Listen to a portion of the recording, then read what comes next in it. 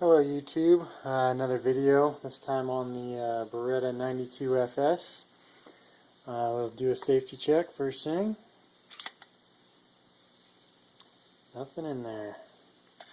Drop the magazine.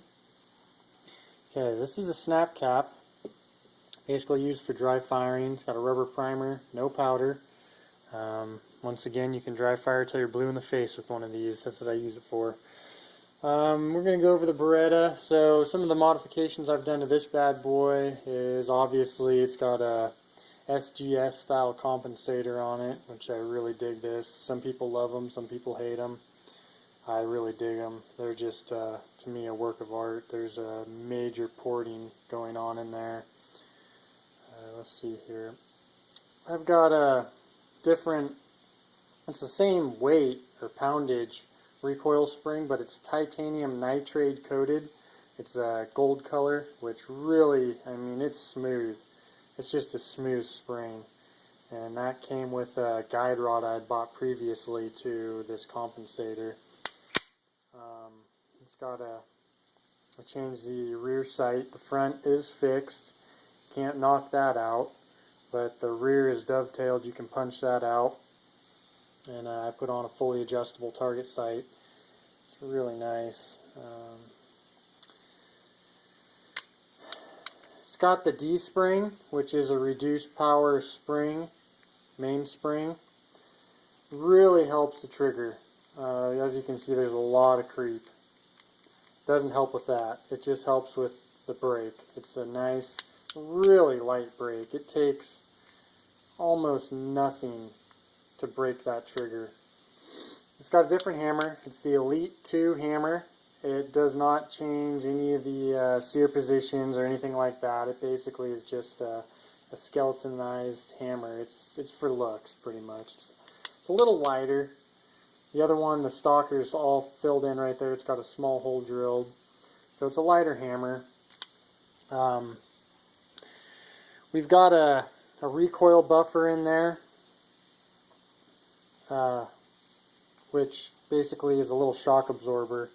When the slide racks back, it hits that rubber. It goes around the guide rod, and it just uses it as basically like a shock.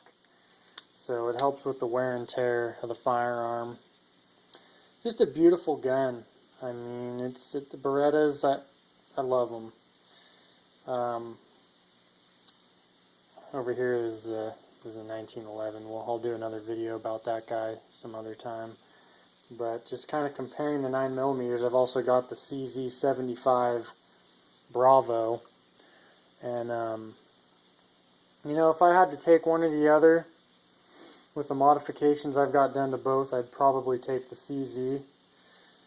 But if I was to buy them stock, and I was going to choose which one I was going to get, I would probably go with the Beretta. If you don't plan on doing any modifications at all to either of them, I would recommend the Beretta. It's just a beautiful gun. It's, I mean, they're unique.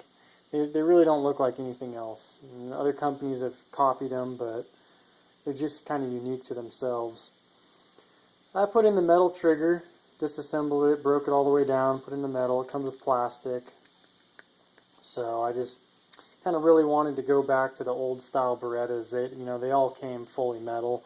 And these days it seems like the companies are just cramming more and more plastic into them, which kind of bothers me. I'm not a big plastic guy myself. You know, I got no problem carrying around a little bit extra weight. That don't bother me one bit. I actually like the feel of a heavier gun. To me, it feels like you're actually holding on to something instead of holding a toy. So, yeah, I put the Hogue grips on. Those feel great. Can't say enough good thing about Hogues. And, yeah, I think that's about all I've got done to this one. Yep, that's it. So, Beretta 92FS, and this is how I modified mine.